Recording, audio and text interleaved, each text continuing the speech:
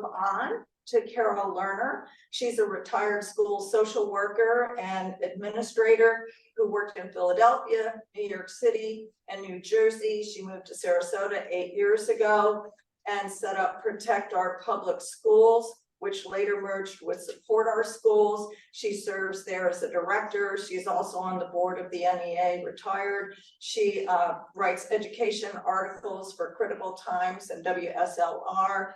And her research, she's done a lot of research on all kinds of stuff. So I just want to welcome Carol here today. Thank you.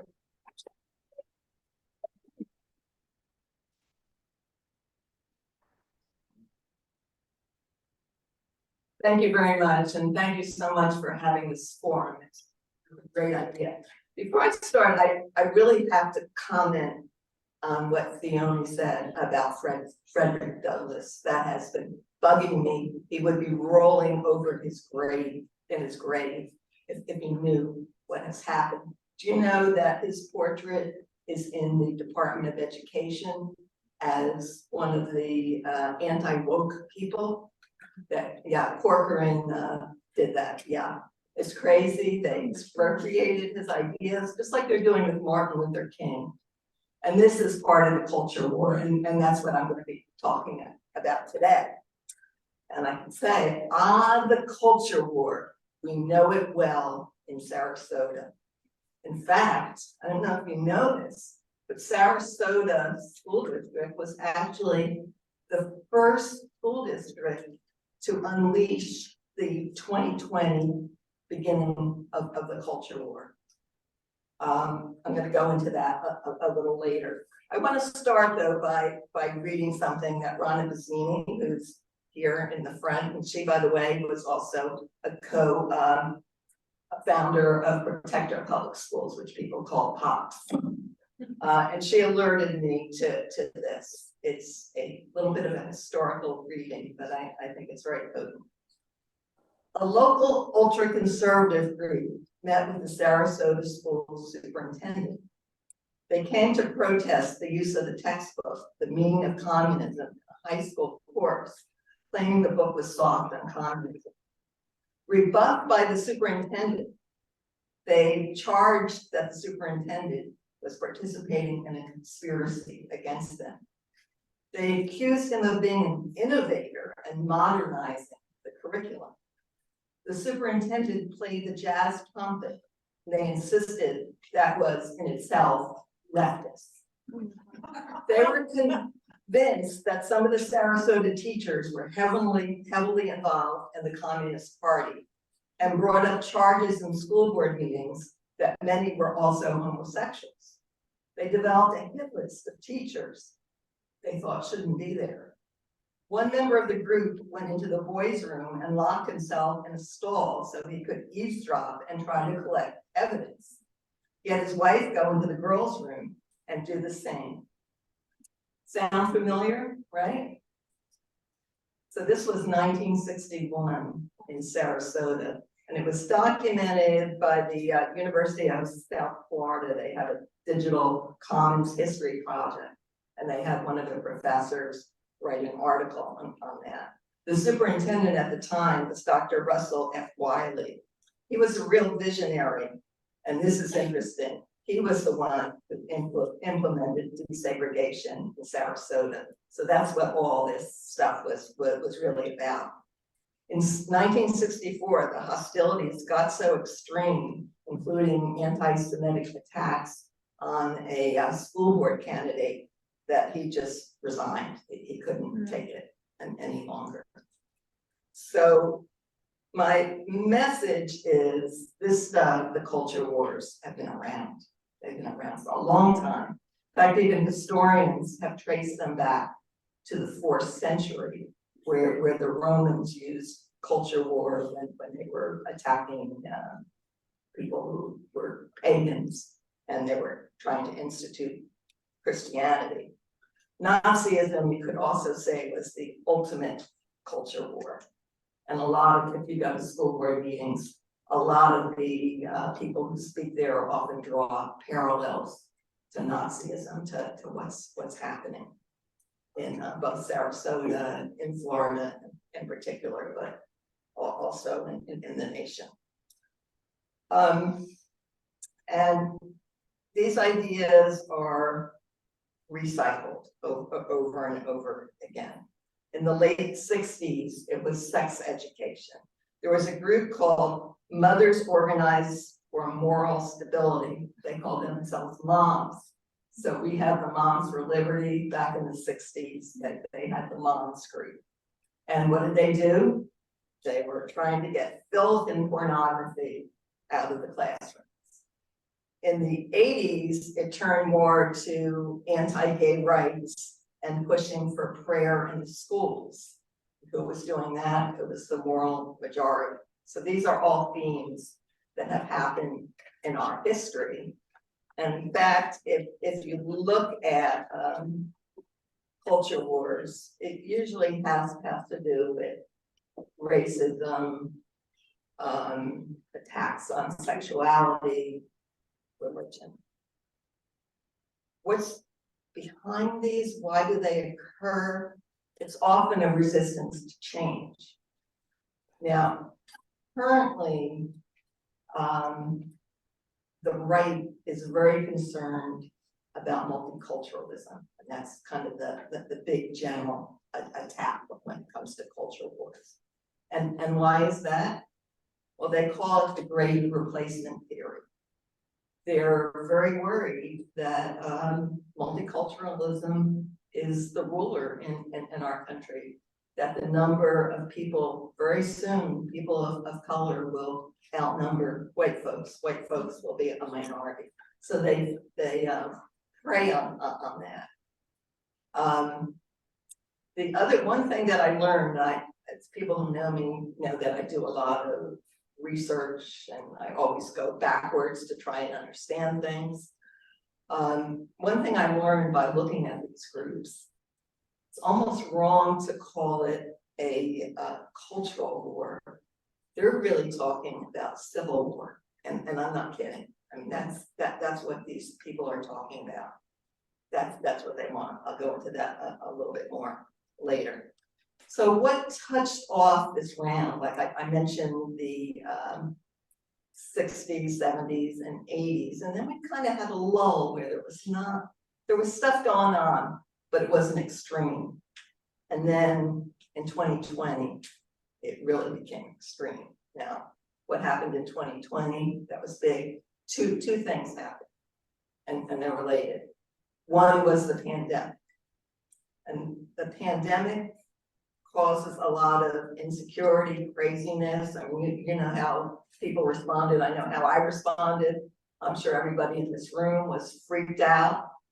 That sets the stage. I don't know if people have read a book by Naomi Klein, which is one of my favorite authors, called The Shock Doctrine. And she talked about how the powers that be use any type of shocking situation. And she used the example of Katrina, of what it did in New Orleans. And that's when the school district was taken over because they took advantage of what was going on in New Orleans, because it was not like a functioning society for quite a while. So they took advantage and they totally shut down the public school district and totally made it charters 100%. So that's kind of a small scale of what happened with the pandemic. Then the other big thing that happened in May of that year was the murder of George Floyd. And then what happened afterwards? Do you remember all the protests all over? There were Republicans, many Republicans were even saying, yes, there's systemic racism in our society. So many of the right-wing, super right-wing, got really nervous. On July 3rd, Trump gave a speech at Mount Rushmore. It's called the Mount Rushmore speech. And at that speech, he said that the cause of all the unrest was the left-wing teachers indoctrinating students in Marxism. That kind of set the idea in the mind of a lot of people. And what happened 6 weeks later in Sarasota was very interesting with our Bridget Ziegler, our cultural warrior in chief. She wrote a very interesting Facebook post. Do you remember Brain Pop? Brain Pop was a video, was a company that made educational videos, which the district had as supplemental material. They made one on the aftermath of the George Floyd murder, showing the protest and all. So she made a big deal about that. She ended her post with these words: "Our job is to educate, not to indoctrinate." The next day was a school board meeting, and tons, I don't know, 50, 60, 70 people came, mostly on the right, because remember, it was a pandemic. So not too many people were going to public meetings, and made this charge over and over that teachers in Sarasota were indoctrinating students. It grew then the next meeting because other people came out, particularly young people, particularly students of color that were in the high school or had recently graduated. And then the Proud Boys showed up, and the Oath Keepers showed up, and then we were on national news. That was the start. Sarasota was the start of using school boards and school district in general as the playground of this cultural war. It was in Sarasota, and it was all over the national news, and that was just the first volley of many. 4 months after Trump gave that Rushmore speech, Moms for Liberty was formed. Largely, I think, by Christian Ziegler. I think he was really the main person behind it, more than anybody. So in this war, there are 3 levels. There's the ground troops, the Moms for Liberty, the Proud Boys, locally the Zem movement, which was a combination of Proud Boys and Moms for Liberty types. Then you have the ground generals, the people kind of whipping it up. Our governor is one of them, Michael Flynn, Christian Ziegler, and sort of on a more lower level, people like Connie Bruni. She's the person who did the baby killer poster, and is a big player and is trying to take over and almost took over the local Republican Party. Then you have like the kind of uber generals, funders, and schemers. These are the activist think tanks, and particularly the Claremont Institute. So the question is, DeSantis on his war on woke, where did that come from? Florida is the state where woke comes to die, is his favorite line. Well, it's interesting how the Claremont Institute, which is in California, in woke California, is really very much the center of it. And it's the Claremont Institute that partnered with DeSantis.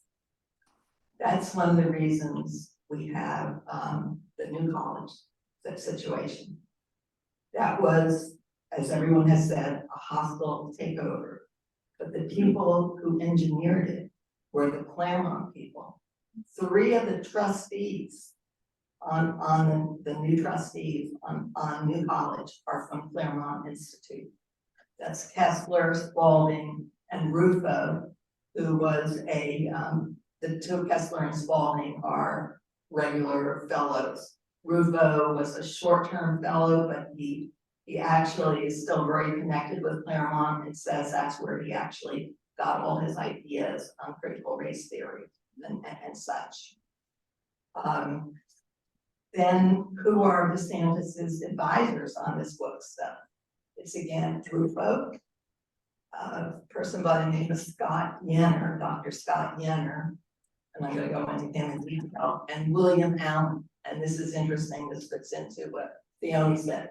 William Allen is the person who all the people on the standards writing committee said actually wrote that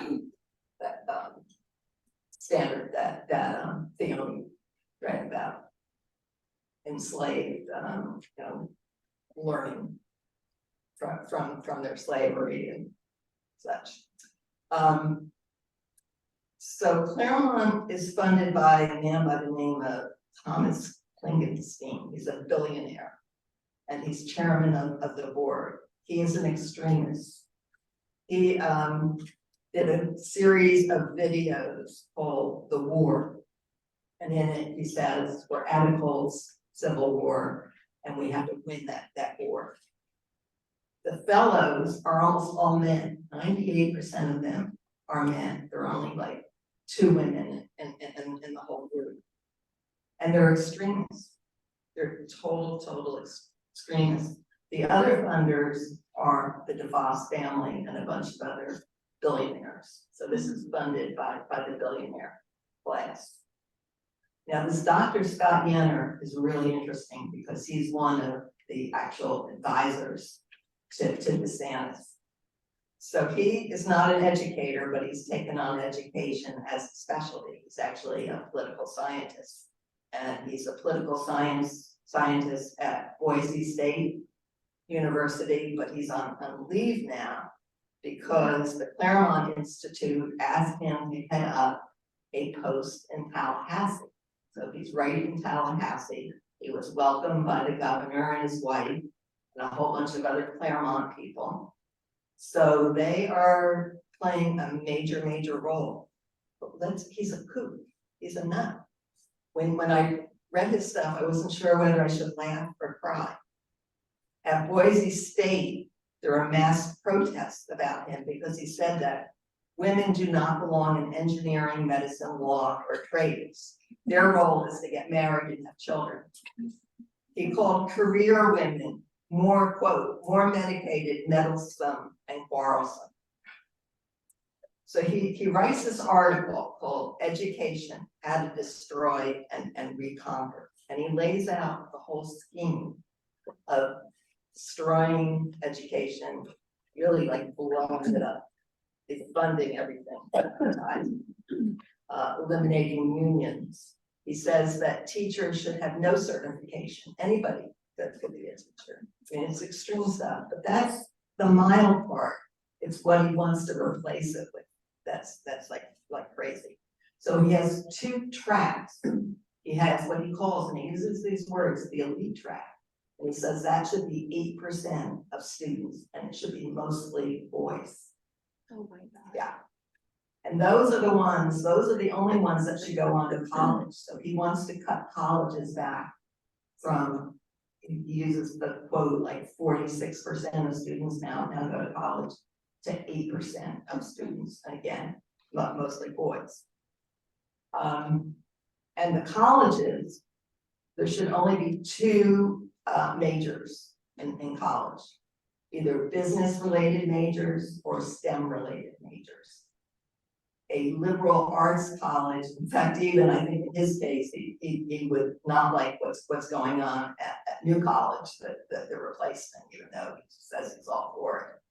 But let's listen to this, that this is a quote from him of what the rest of the students, and in this case, the boys would go on to trades. So that's where like all the boys would go. The girls, they go on to marriage and have babies. And then this is a quote where he describes this school. Quote, students could learn to build and shoot guns and learn how to grow crops and prepare them for meals. Every male student should learn to skin an animal, and every female to milk a cat. Now this is in an article that is part of a book that just came out 2 days ago. I actually purchased it reluctantly, so I didn't want to support him, but I wanted to read the entire book because this is just one. Yeah, it's amazing. So he has a plan for Florida for university. level also. So he puts out these reports. He's written about 12 reports on different states, how to rework higher education, how to rework K through 12. So this is his plan for Florida. So he wants to shut down or totally defund and let them like wither on the vine, it says, all Florida public universities, colleges and universities, except for University of Florida, which will only teach STEM subjects and like engineering and physics and such, and Florida State University, which will only teach business subjects. So that's his plan. So the other interesting thing, these think tanks who are like, you know, DeSantis is not just making this stuff up, it's not coming out of his head, it's coming from these people and he's grabbing it, and then he's sort of exciting them because he implements it, and that goes further ideas. So they do this little dance together. But all these think tanks, all these activist culture war think tanks are all incestuous. Heritage Leadership Institute, that's the one that Bridget Ziegler is now the vice president. Like the let's say, so Hillsdale president, Hillsdale College, I think everyone probably has heard of that. The president's Larry Arnn. He was a founder of the Claremont Institute, and he's now really still leading it as the vice chair on the board. He's also a trustee of Heritage Foundation. The Heritage Foundation was founded by a man by the name of Paul Weyrich, who was like a major cultural warrior. And he was a close friend, and they worked very closely together with Morton. He worked with Morton Blackwell, who is the head of the Leadership Institute that Bridget Ziegler, as I said, is part of. All of these groups support and fund groups like Moms for Liberty. So it's all this like constant thing. So what are the lessons that we can learn from this? You know, what are the lessons I learned? The one I learned is that they are really talking about ushering in fascism. It's not just culture war. And if you don't believe it, look at New College. New College, the content of it now is in that direction. Each day, the more so. And it was that model of destroying an institution, taking it over, and replacing it with content. The interesting thing is some of these people say, hey, we don't really want to totally privatize education. We want to use that as a tool to kind of bring down education. But we're fine with just taking over the public schools. And they could also actually use this new vouchers bill to do both, where it would be very easy because it's not just that, it's not vouchers anymore, it's education savings account. So the money is following the child. You could actually order that for every single kid in, say, the state of Florida and take it over. So that's one thing. There's good news though. Culture war is not a winning, both on a micro and a macro level. On a micro level, look what has happened in Sarasota. They did all these horrible things, fired the superintendent, got rid of Character Strong, which was social emotional learning.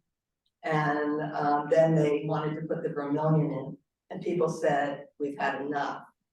And the whole tenure of meetings has changed in Sarasota. The people that support education have actually gained the narrative. But you could have a perfect school board, and in the election, if say we do regain control, we still have everything that Fiona talked about. So it's still going to be horrible. The last lesson that I learned, that we can't stay in our silos anymore. It can't be just education. The world is falling apart. The climate change is new here in Florida and many other states in the nation with the end of Roe. But but with the establishment of all these 6-week abortion bans, with the housing crisis that we have, with people leaving Florida because they can't either afford housing or they can't